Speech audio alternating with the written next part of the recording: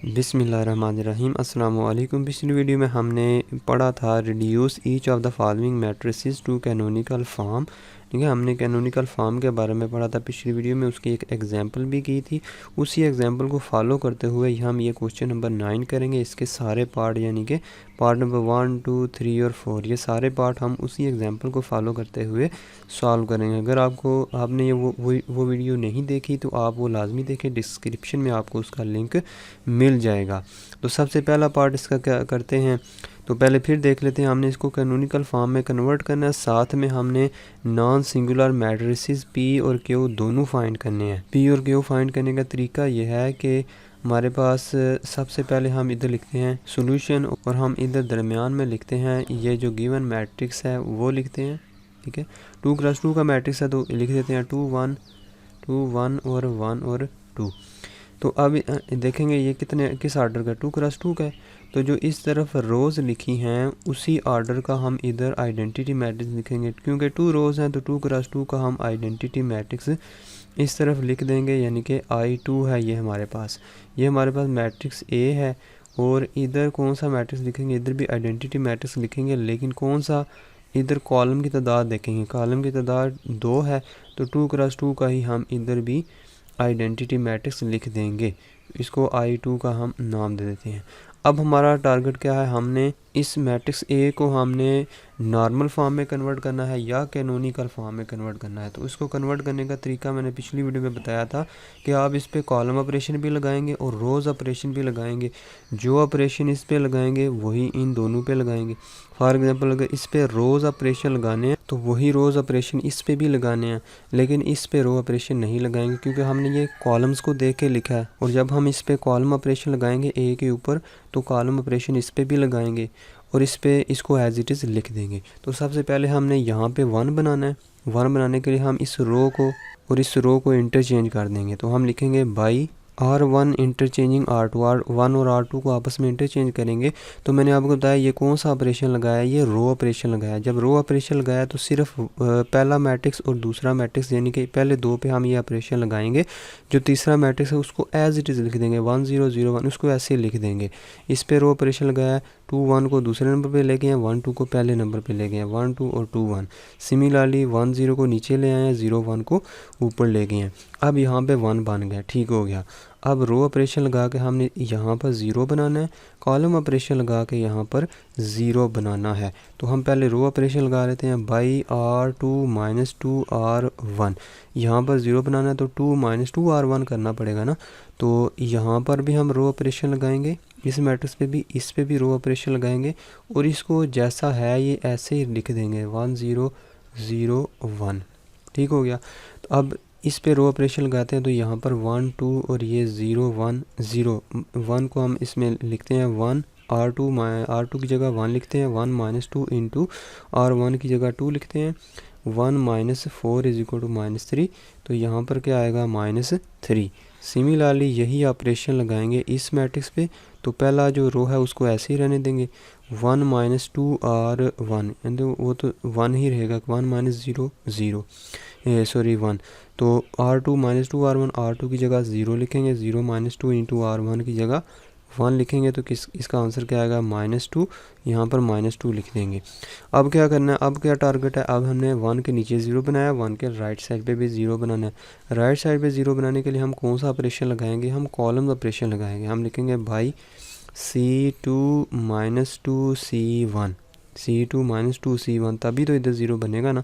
तो इसको as it is लिख देंगे इस मैट्रिक्स को, क्योंकि हम ये रो को देख के हमने लिखा था ये 0 1 1 माइनस 2। और यहाँ पर कॉलम ऑपरेशन लगाएंगे तो पहला कॉलम हम ऐसे ही रहने देंगे।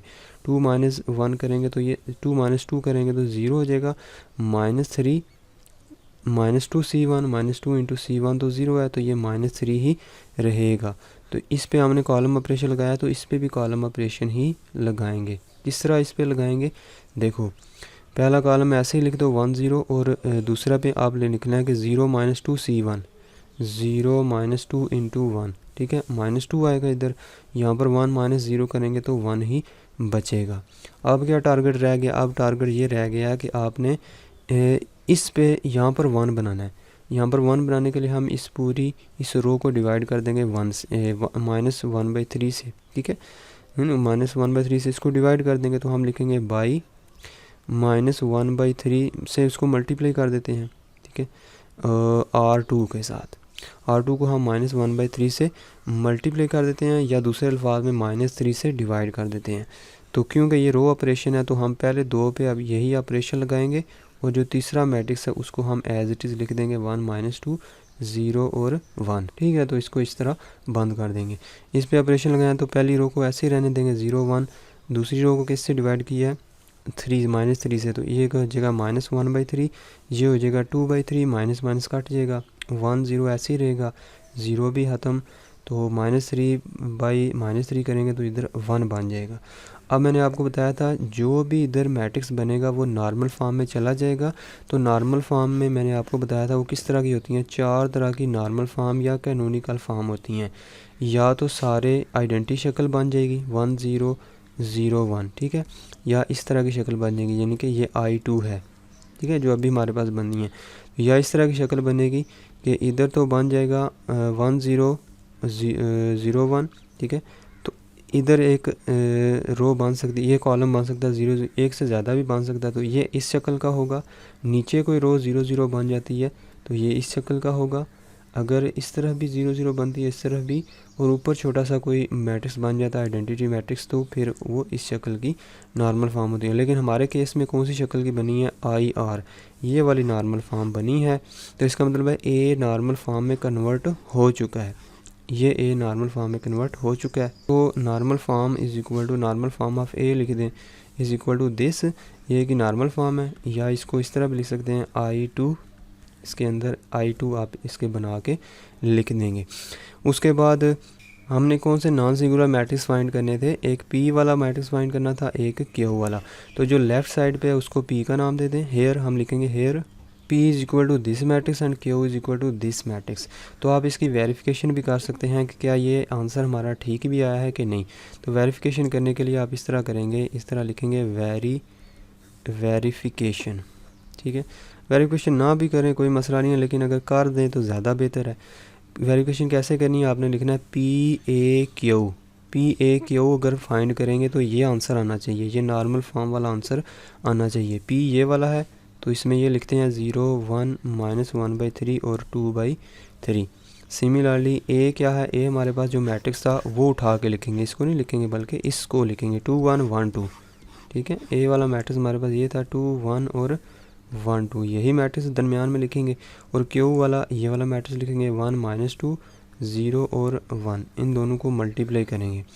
जब मल्टीप्लाई करेंगे पहले 2 को तो हमारे पास रिज़ल्ट आएगा, ये रिज़ल्ट आएगा। दूसरे को हम एज इट इज़ लिख देंगे ऐसे ही, ठीक है, 1 -2 0 और 1। इसको सिंप्लीफाई कर लेते हैं पहले वाले मैट्रिक्स को, क्या आएगा 1 2 -2, ये कट जाएंगे, 0 आएगा 0, और ये 4 में से 1 निकालें तो 3 बचेंगे, 3/3 क्या हो जाएगा 1, यहाँ पर 1 बचेगा। और यहाँ पर क्या है, इस तरफ 1 -2 0 और 1, यानी कि ये वाला जो मैट्रिक्स है। तो अब इन दोनों को मल्टीप्लाई करें तो क्या आना चाहिए, नॉर्मल फॉर्म आनी चाहिए। 1 को 1 से करें तो 1 आएगा, +2 को 0 से करें तो 0 आएगा, उसको ऐसे ही 1 ही रहने देंगे। सिमिलरली इसको इसके साथ करते हैं, -2 + 2 आएगा। सिमिलरली 0 0 + 0। सिमिलरली इसको इसके साथ करेंगे तो -2 + 1 आएगा। और 0 को -2 से करेंगे तो 0 आएगा ना, तो यहाँ पर सिर्फ 1 बचेगा, 0 + 1, इस तरह। तो ये क्या आंसर आया, 1 0 0 1। तो ये नॉर्मल फॉर्म ही आई है ना, तो हम लिख देंगे इसको, this is normal form I2, ठीक है। तो ये था इस क्वेश्चन का सलूशन कि हम कैसे निकाल सकते हैं किसी मैट्रिक्स A को नॉर्मल फॉर्म में कन्वर्ट कर सकते हैं, और P और Q वाले मैट्रिक्स नॉन सिंगुलर मैट्रिक्स हम कैसे फाइंड कर सकते हैं। तो इसके बाद इसका दूसरा पार्ट देखते हैं। दूसरे पार्ट में हम लिखेंगे A के नीचे ये वाला मैट्रिक्स लिखेंगे, ये वाला मैट्रिक्स दूसरे पार्ट में जो दिया गया, A के नीचे ये लिखेंगे। अब इस तरफ कौन सा लिखना है, इस तरफ कौन सा लिखना है, पहले इसका ऑर्डर देखेंगे। इसका ऑर्डर कितना है, 2 रोज़ हैं, इसमें 2 रोज़ हैं और इसमें 3 कॉलम्स हैं। तो 2 रोज़ हैं तो 2/2 का हम इधर आइडेंटिटी मैट्रिक्स लिखेंगे 1 0 0 और 1, ठीक है। इसको हम लिख देंगे I2। कितने कॉलम है? 3 कॉलम है, तो 3/3 का इधर लिखेंगे आइडेंटिटी मैट्रिक्स 1 0 0 0 1 0, ठीक है, और 0 0 1। क्योंकि अगर हम यही I2 इधर लिख दें तो फ़ायदा नहीं है, क्योंकि इधर कॉलम इसके कितने हैं? 3 कॉलम है। तो अगर 3 कॉलम है तो जब हम कॉलम ऑपरेशन लगाएंगे तो फिर इसके 2 कॉलम होंगे, तो फिर मसला हो जाएगा। तो हमें जितने इसके कॉलम्स हैं उतने ही इधर आइडेंटिटी मैट्रिक्स लिखना है, जितनी इसकी रोज़ हैं उतने ही इधर हमने आइडेंटिटी मैट्रिक्स वही लिखना है। तो अब हमने क्या बनाना है? यहाँ पर 1 बनाना है और यहाँ पर नीचे 0 बनाना है। तो 1 बनाने के लिए इसको इंटरचेंज कर देंगे। इंटरचेंज करेंगे, हम लिखेंगे बाई R2 इंटरचेंजिंग R1 को R2 में चेंज कर देंगे 1 1 1 2 1 1, ठीक है। और इस मैट्रिक्स को एज इट इज़ लिख देंगे 1 0 0 0 1 0 और 0 0 1, ठीक हो गया। यहाँ पर क्या इंटरचेंज करेंगे? दोबारा 0 1, ठीक है, और 1 और 0। यहाँ पर 0 बनाना है तो हम लिखेंगे बाई R2 - 2 R1, ठीक है। ये ऑपरेशन लगाएंगे यहाँ पर, तो यहाँ पर क्या बन जाएगा? 0 R2 - 2 R1 1 - 2 × 1 is equal to -1 बचेगा। इधर भी क्या बचेगा? -1, और पहले वाली रो ऐसे ही रहेगी 1 1 और 1। सिमिलरली इस पे रो ऑपरेशन लगाएंगे, ठीक है। रो ऑपरेशन कौन सा लगाएंगे? जो अभी लिखा हुआ है R2 - 2 R1, तो पहले वाली रो ऐसे लिख देंगे R2 - 2 R1 1 - 0 1 ही रहेगा, 0 - 2 -2 ही रहेगा, ठीक है। और ये कॉलम मैट्रिक्स है, उसको ऐसे ही रहने दो, यानी कि कॉलम को देख के लिखा है, कॉलम मैट्रिक्स नहीं बल्कि ये कॉलम को देख के लिखा है, इसलिए हम इसको ऐसे ही रहने देंगे। तब इस पर इस्तेमाल करेंगे जब हम कॉलम ऑपरेशन लगाएंगे। तो अब कॉलम ऑपरेशन लगाने के लिए हम इसको और इसको 0 करने के लिए हम कॉलम ऑपरेशन लगाएंगे। हम लिखेंगे बाई C2 - C1 और C3 - C1। ये कॉलम ऑपरेशन लगाएंगे। ये वाला जो मैट्रिक्स है इसको ऐसे ही रहने देंगे 0 1 1 और -2, ठीक हो गया।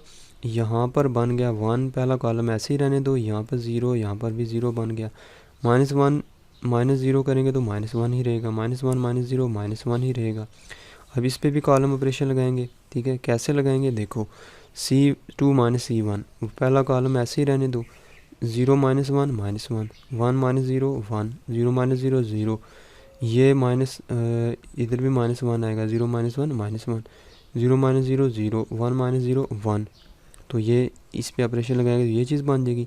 अगला टारगेट क्या है कि हमने यहाँ पर 1 बनाना है, यहाँ पर क्या बनाना है? 1। 1 कैसे बनाएंगे? इस रो को अगर हम -1 से मल्टीप्लाई कर दें, हम लिखेंगे बाई -R2 को हम -1 से जब मल्टीप्लाई करते हैं तो 1 0 0 0 1 1, तो ये ऑटोमेटिकली 1 बन जाता है। ये कॉलम से दे के लिखा है तो इसको हम नहीं मल्टीप्लाई करेंगे, ऐसे ही रहने देंगे 0 1 0 0 0 1, ठीक हो गया। और इस पे भी यही काम करेंगे, -R2 करेंगे, 1 -1 करेंगे, +2 हो जाएगा ये। और अब क्या टारगेट है कि अब इसके ऊपर 0 बना हुआ है, इसके इस साइड पे 0 बनाना है। 0 बनाने के लिए हम क्या करेंगे? कॉलम ऑपरेशन लगाएंगे C3 - C2, हम लिखेंगे बाई C3 - C2। तो ये वाला ऐसे ही लिख देंगे मैट्रिक्स, इस पे कॉलम नहीं लगाएंगे, 0 1 -1 2, ठीक है। C3 - C2 किया तो 1 0 0 1 ऐसे ही रहेगा। C3 को सिर्फ ऑपरेशन करेंगे, 0 - 0 0 1 - 1 0, ये बन जाएगा। सिमिलरली 1 - 1 0 1 0 0, ये कॉलम दोनों ऐसे ही रखेंगे। -1 -1 करेंगे तो ये 0 हो जाएगा, यानी कि -1 में से -1 माइनस करेंगे तो ये 0 हो जाएगा। 0 - 1 -1 1 - 0 1, ठीक हो गया। तो ये किस फॉर्म में चला गया? ये कैनोनिकल फॉर्म में चला गया matrix A। So canonical form of A is equal to this. और P क्या है? And P non singular matrix जो हमने फाइंड करना वो क्या है? 0 1 -1 और 2। और Q क्या है? Q इज इक्वल टू 1 - 1 0 0 1 -1 0 0 और 1। ये है Q मैट्रिक्स। तो इसको वेरीफाई करने के लिए आप क्या करेंगे? P A Q फाइंड करेंगे। अब देखें, वेरीफाई इसीलिए किया जाता है ताकि आपको पता चल जाए कि आपका ये आंसर जो है वो ठीक आया है, क्योंकि ये जो क्वेश्चन हैं, ये जो कैनोनिकल फॉर्म वाले क्वेश्चन हैं, इनमें पी और क्यू हर दफ़ा सेम नहीं आते, यानी कि आपका पी और क्यू और आएगा, हो सकता है जो बुक वाले ने आंसर लिखा हो वो कोई और आए, या कोई दूसरा आपका फेलो सॉल्व करे तो उसका आंसर कोई और आए। तो आप बेहतर तरीका है कि आप इसको वेरीफाई कर लें। पी ए क्यू करेंगे तो आपने इसको खुद सॉल्व करना है, मैंने सॉल्व किया हुआ ऑलरेडी, तो इसका आंसर यही आता है। ठीक है, ये जो नॉर्मल फॉर्म है ना, यही इसका आंसर आता है कि 100,010। ठीक है, तो आप इसको बेशक खुद वेरीफाई कर लें, वेरीफाई कर लिया करें, फिर कन्फर्म हो जाता है। क्योंकि अब हर बंदा अपनी मर्ज़ी से कोई ऑपरेशन लगा के इसको रिड्यूस करता है, यानी कि हमने ये ऑपरेशन लगाए हैं सारे, ये अपनी मर्ज़ी से लगाए हैं, कोई दूसरे तरीके से भी कर सकता है। पहले कॉलम ऑपरेशन लगा सकता है, ठीक है, जब पहले कॉलम ऑपरेशन लगाएगा तो फिर इसकी शक्ल चेंज हो जाएगी। ठीक है, तो इसके आंसर पी और क्यू के आंसर जो डिफरेंट आ सकते हैं, लेकिन ये वाला आंसर सेम आना चाहिए कि पी ए क्यू जो है इसका आंसर यही आना चाहिए। उसके बाद आ जाता है पार्ट नंबर 3। पार्ट नंबर 3 में देखें, ए जो मैट्रिक्स है ये 3x3 मैट्रिक्स है, इसके इस तरफ भी हम आइडेंटिटी 3 वाला मैट्रिक्स लिखेंगे, I3 वाला इधर भी लिखेंगे। सबसे पहले हम 1 के नीचे 0 बनाना चाहते हैं, तो हम कौन सा ऑपरेशन लगाएंगे, R2 - 2R1। R2 - 2R1 लगाएंगे तो इधर 0 बन जाएगा, इधर आंसर आएगा -4 - 2 इंटू -4 - 2 इंटू -1 करेंगे, माइनस माइनस माइनस प्लस, तो इस इधर क्या आएगा -2 आंसर आएगा। ठीक है, सिमिलरली इधर 1 लिखा हुआ है, 1 - 2 इंटू 3 करेंगे तो 3 2 ज़ार 6, और -6 प्लस 1 करेंगे तो -5 आंसर आएगा। सिमिलरली ये ऑपरेशन लगाएंगे इस पे ऊपर, इसको एज इट इज़ रहने देंगे, ये कॉलम को देख के हमने लिखा था। सिमिलरली अब क्या करेंगे, अब हमने यहाँ भी 0 बनाना है, यहाँ भी 0 बनाना है, तो कॉलम ऑपरेशन लगाएंगे, C2 प्लस C1 कर देंगे तो इधर 0 बन जाएगा, C3 - 3C1 करेंगे तो इधर 0 बन जाएगा। तो हमारा टारगेट क्या है, इधर भी 0 बनाना है, इधर भी 0 बनाना है, इधर नीचे तो ऑलरेडी 0 बना हुआ है, इस मैट्रिक्स को नहीं छेड़ेंगे। ठीक है, 1 0 0 -2 1 0 0 0 1, इसको एज इट इज़ रहने देंगे, इस पे भी ऑपरेशन लगाएंगे, पहला कॉलम एज इट इज़ रहने देंगे 1 0 0। तो सिमिलरली ये भी 0 नहीं रहेगा, बल्कि यहाँ पर चेंजिंग आएगी। कैसे चेंजिंग आएगी, C2 प्लस C1 करेंगे, 0 प्लस 1 करेंगे तो 1 आएगा, और 1 plus 0 1, 0 plus 0 0। Similarly C3 - 3C1, 0 0 - 3 into 1 -3 आएगा, 0 - 0 ये तो 0 आएगा, 1 - 3 इंटू 0 इधर 1 ही आएगा। ठीक है, तो -2 - 0 करेंगे तो -2 आएगा, 3 - 0 करेंगे तो 3 आएगा। अब -5 की बारी है, -5 इंटू -3 इंटू C1 0 है, इधर 0 ही, इधर -5 आएगा, -5 इधर क्या आएगा 2। अब यहाँ पर हमने 1 के इस तरफ भी 0 बना दिए, इस तरफ भी 0 बना दिए। अब अगला टारगेट क्या है कि इधर 1 बनाना है, उसके नीचे 0 बनाना है, और इसके राइट साइड पे 0 बनाना है। इधर -2 की जगह हमने 1 बनाना है, तो क्या करेंगे, -2 से डिवाइड कर देंगे इस R2 को, हम लिखेंगे बाई -1/2 R2 कर देंगे, पहली रो एज इट इज़ रहेगी। ठीक है, तो दूसरी रो, पहली रो को हम ऐसे लिख देते हैं 1 0 0, दूसरी रो को हमने -2 से डिवाइड करना है, तो इधर 1 बन जाएगा, इधर आएगा -1/2, इधर 0, यहाँ पर क्या है 0 1, इधर आएगा 5 डिवाइडेड बाई 2, बाकी चीज़ें ऐसी रहेंगी 0 0 1 0 3 2, ये सारा मैट्रिक्स एज इट इज़ रहेगा, -3 0 1 0 0 0 1। अब अगला टारगेट क्या है कि हमने 1 के नीचे इधर 0 बनाना है, तो कौन सा ऑपरेशन लगाएंगे, बाई R3 - 3 R2। ठीक है, ये ऑपरेशन लगाएंगे तो इधर क्या बन जाएगा 0, बाकी चीज़ें हम ऐसे लिख देते हैं। ठीक है, तो यहाँ पर हम 0 बनाना चाहते हैं 3 की जगह, ये 0 रहेगा, 3 - 3 इंटू 1, तो ये इधर 0 बन जाएगा, इधर क्या है 2 हम लिखेंगे 2 - 3 इंटू 5/2, तो सॉल्व करेंगे 4 - 15 डिवाइडेड बाई 2 आएगा, यानी कि इधर नीचे 2 आएगा, यानी कि -11/2 आएगा। ठीक है, यानी इधर हम लिखेंगे -11 डिवाइडेड बाई 2। ठीक है, तो नेक्स्ट इस पे भी हम यही ऑपरेशन लगाएंगे इस पे। ठीक है, इधर क्या लिखेंगे 0 0 - 3 इंटू R2 में क्या है 1, तो -3 आएगा, इधर क्या आएगा 0 - 3 इंटू -1/2, तो +3/2 आएगा, +3/2 आएगा, 1 - 0 1 ही रहेगा। अब नेक्स्ट टारगेट है कि हमने 1 के राइट साइड पे भी 0 बनाना है। तो कॉलम ऑपरेशन लगाएंगे, by column operation C3 - 5/2 C2, ठीक है। बाकी इसको नहीं छेड़ेंगे, इसको एज इट इज़ रहने देंगे। 1 0 0 1 - 1/2 0 -3 3/2 और 1। और यहाँ पर क्या आएगा, पहला कॉलम एज इट इज़ रहने देंगे, पहला भी और दूसरा भी 0 1 0। दूसरा कॉलम 0, इधर भी 0 बन गया। -11/2 है तो -11/2 -5/2 इंटू C2 की जगह क्या रखना है 0, ठीक है। तो 0 इधर -11/2 ही रहेगा। तो अब लास्ट वाला जो मैट्रिक्स है उस पर कॉलम ऑपरेशन लगाएंगे। उस पर पहले 2 कॉलम ऐसे ही रहने देंगे, 1 0 0 1 1 0। तो -3 -5/2 इंटू C2, इधर क्या है 1 -3 -5/2 यानी कि -6 -5 डिवाइडेड बाई -11/2 आएगा इसका आंसर। सिमिलरली 0 0 -5/2 इंटू 1 करेंगे तो -5/2 आएगा, और 1 - 0 करेंगे तो इधर 1 आंसर आएगा। तो लास्ट टारगेट क्या है कि हमने यहाँ पर हमने 1 बनाना है। यहाँ पर 1 बनाने के लिए हम लिखेंगे बाई R2 को मल्टीप्लाई करेंगे -2/11 के साथ। तो पहली रो ऐसी रहेगी, ये भी दूसरी भी रो ऐसी रहेगी, -1/2 0। सिमिलरली 1 0 0 0 1 0 0 0, इसको मल्टीप्लाई करेंगे 2 -2/11 से, तो इधर क्या बन जाएगा 1। ये वाला जो मैट्रिक्स है इसको ऐसे ही रहने देंगे, 0 1 -5/2 और 0 0 1, ठीक है। तो इसको मल्टीप्लाई करेंगे -3 मल्टीप्लाई -2/11 यानी कि 6/11, माइनस माइनस प्लस हो जाएगा। और 3/2 को मल्टीप्लाई करेंगे, 3/2 मल्टीप्लाई -2/11 यानी कि ये इससे कट जाएगा, -3/11 आएगा। और यहाँ पर क्या आएगा -2/11। अब ये वाला जो मैट्रिक्स है ये कैनोनिकल फॉर्म में कन्वर्ट हो गया या नॉर्मल फॉर्म में कन्वर्ट हो गया। तो हम लिखेंगे 1 0 0, ये हमारे पास नॉर्मल फॉर्म आई है। गिवन जो मैट्रिक्स ए था उसकी नॉर्मल फॉर्म आ गई है ये वाले, या इसको हम लिख सकते हैं I3। सॉरी, यहाँ से एक छोटी सी मिस्टेक हुई है कि यहाँ पर 1 लिखा हुआ था ना, तो हमने R3 को मल्टीप्लाई किया ना, R3 को -2/11 से मल्टीप्लाई किया, तो ये चीज़ आई है।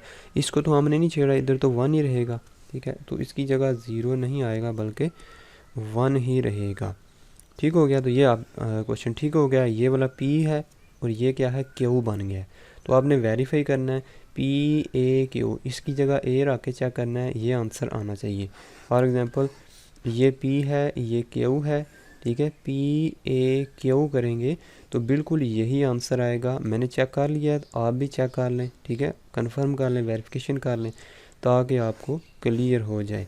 तो जो लास्ट पार्ट है वो आपने खुद सॉल्व करना है, बिल्कुल ऐसे ही पैटर्न से, इसी पैटर्न से आपने ये सॉल्व करना है। इसमें कॉलम कितने हैं, 1 2 3 4 कॉलम है इसमें। तो आपने इधर क्या करना है, 4/4 का आपने आइडेंटिटी मैट्रिक्स लिखना है। रोज़ कितनी है, 1 2 3, तो इधर आपने 3/3 का आइडेंटिटी मैट्रिक्स लिखना है। फिर इसी प्रोसेस को कंटिन्यू करते हुए अपने इसको नॉर्मल फॉर्म में कन्वर्ट करना है और आखिर में वेरीफाई भी कर लेना है।